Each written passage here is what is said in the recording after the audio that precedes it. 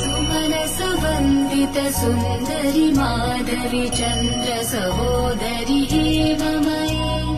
मुनिगणमण्डित मोक्षप्रदायनि मञ्जुलभाषिणि वेदनुते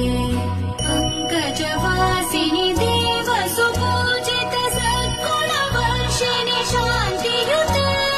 जय जय हे मधुसूदन कामिनि आदिलक्ष्मि जय पालय माम् जय जय हे मधुसूदन कामिनि आदिलक्ष्मि जय पालय माम्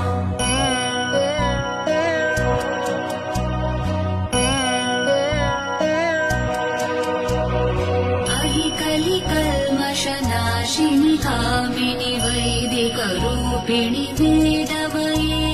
क्षीरसमुद्भव मङ्गलरूपिणि मन्त्रनिवासिनि मन्त्रनुते